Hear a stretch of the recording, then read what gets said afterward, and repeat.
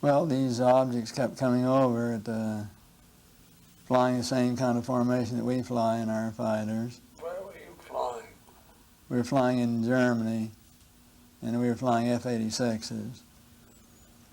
And they would come over and do the same maneuvers that we make, except every once in a while one of them would go zip. And you just can't do that in a fighter, a conventional fighter. Was this on radar or was this visual?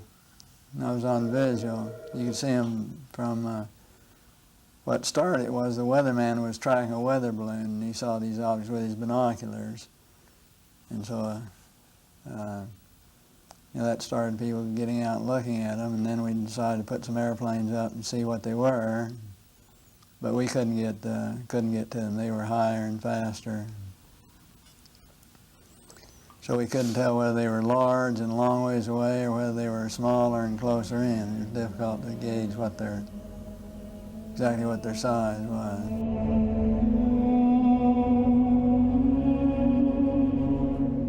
They were definitely in formation. What year was this? In 51, about 1951. Do you think the Russians had that kind of technology back then? No. So, how close would you say you might have gotten to them? I mean, you definitely determined that they were objects that were under intelligent control, or was it? Well, yeah, they weren't just random. They were flying fighter formations, very definitely under positive control. They're just typical saucer shape, double lenticular shape, metallic looking. I think they were definitely piloted vehicles, each one with the pilot in it, and very definitely in communication with one another, because they would have flights of more than 4. They'd have flights of maybe 12 or 16 all across, and when they make a turn, they'd cross the flights in under, and they had to be in communication to be coordinated. Yeah, every once in a while one would zip off to the side, just do a lateral maneuver out to the side. Much as you've ever seen the lights, the UFOs that they filmed over Clear Lake, California. Have you seen those filmed? I have. How they'll sit there in formation and all of a sudden want to go, I think they were extraterrestrial pilots flying, no doubt about it. Well, that was, I was having some cameramen film the installation of a precision landing facility that we were putting in right out on the edge of the dry lake. And this saucer flew right over them and put down 3 little gear and landed out on the dry lake bed. And they went out to, picked up their cameras and moved on out toward him filming. And he lifted off, put the gear back in the well, and climbed out at a very high rate of speed and disappeared. And so while I was going through all the regulation books and finding out the number to call in Washington to report it, I had them go over and develop the film. By the time they got back with the developed film, I was on the higher and higher and higher level officer talking to me. Finally, with the colonel telling me to, when the film arrived at my desk, to put it in the carrier pouch. There would be a courier there at my office by that time already, and they'd arranged for him to fly in our base airplane back to Washington with these films, and do not run prints, et cetera, et cetera, et cetera. So we stuck them in the courier pouch. Did you watch the film? We didn't have a chance to run it. I had a chance to hold it up to the window and look at it. It was certainly good film. Good close-up shots? Good close-up shot. Nothing like I'd ever seen. Double lenticular shape. Same, didn't have a cupola on it or anything. It was pretty much the same basic shape. But this time I was involved in the research and development and doing very classified programs myself, at the test center. So I knew that we didn't have any vehicles of that kind, and I was 99 9/10% sure that the Russians didn't have any of that type either. So there certainly was At that point in time, there was no doubt in my mind that this vehicle was made at some other place than here on Earth. And you send it on just like you're ordered to do, and do what they tell you what they tell you to do. I was working at the time. I was working on a little program that nobody knew about. We were not allowed to discuss with our family or discuss with anybody, and that was the U2 program. So it was in the same category, really. In my opinion, I think they were worried that it would panic the public if they knew that someone had vehicles that had this kind of performance way back right after World War II period of time. So they started telling lies about it. And then I think they had to cover another lie, tell another lie to cover their first lie, and now they don't know how to get out of it. Now it's going to be so embarrassing to admit that all these administrations have told a lot of untruths that it's going to be embarrassing to get out of it. Do you think they want to get out of it? Well, I think basically each and every president would probably like to get out of it, would like to come clean on the deal and not have to continue to tell distruths.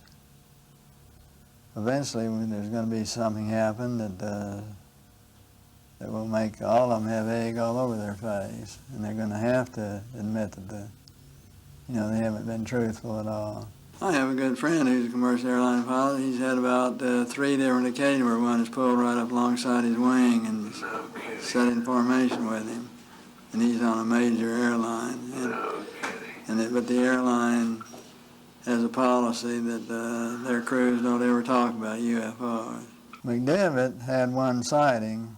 And on each and every flight, you had your flight plan that was out in every hour, every day, hour, minute, and second.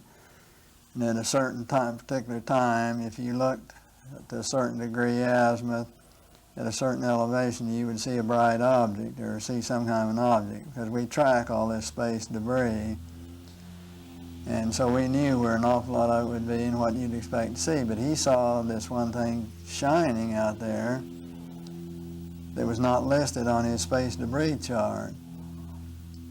So he decided to get a picture of it, and he did. He got a picture of it, but of course it was bright, metallic, and it glinted so that all you got are just the bright glint. You can't really tell any details of what it was. And then he saw it for a few minutes. They tracked it, got the one picture of it, but nobody knew what it was. Well, somebody's kept it pretty secret for quite a while, haven't they? Well, I think the only thing that really changed and I think everybody changed, on space flight to some extent, but I think probably the biggest influence it had was it's a real humbler, because when you look at this beautiful big universe that God has created for us, and you realize you're about that part of it, it makes you feel just about that big. Sure takes one down a few notches.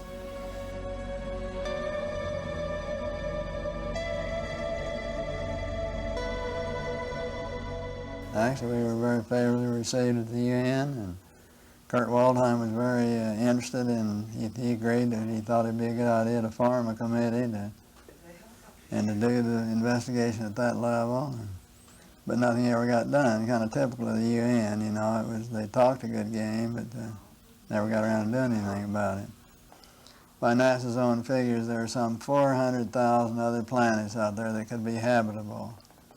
And I just can't believe that God would habitate this one planet only and leave all these others barren. In my personal opinion, based on no facts at all, I just feel that we're out here in the hinterland of all the galaxies. We're way out in the stick.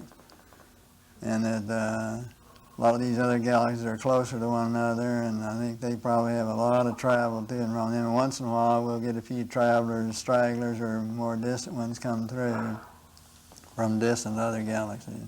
We should form a group at the UN level to start gathering information from around the world, and when you get sightings and information and investigations, actually let it be handled and coordinated from that level, because there were a lot of countries that had information, and there were a lot of countries like Russia is now. The government of Russia now works directly with the civilian UFO groups.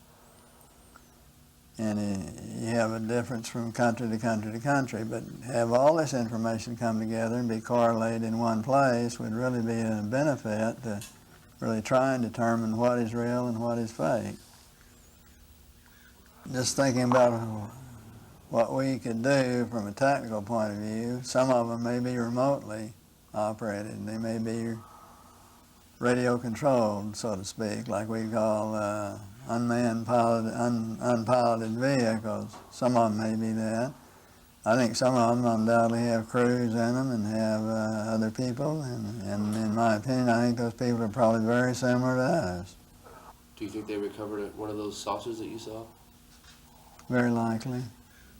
And I think definitely there was something other than a weather balloon there. Well, I think the truth has been very submerged in all the lies that have been told. I'd like to think they reversed engineered it and did something with it, did some benefit with it, which would be the logical thing to do.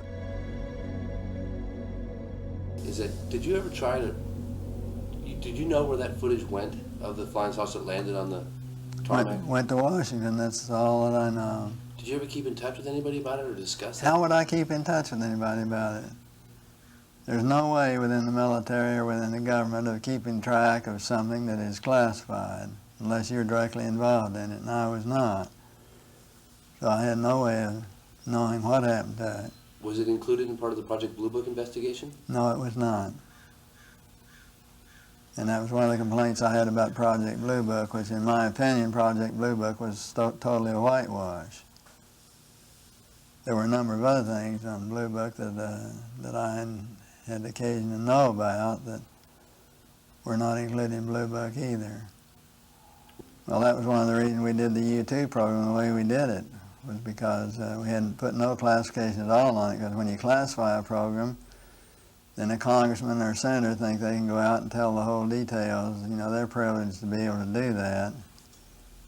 Totally trample all over security and tell the details about whoever they want to. Didn't classify it all, and until Powers was shot down, the world really didn't know about U-2s, or at least in the United States. In my opinion, I think they are coming from some other planet. I think there's no doubt in my mind, I think they're for real. I think eventually we'll find out that there's regular travel here on this Earth from other planets. I think we have a lot of potential learning from them if we can just set up the schedule of how to go about doing it. I think they're just the same as we are, just a little higher, a little further, and a little faster. And they can come and land in my backyard anytime. If they want to come and land in my backyard, I'd welcome them.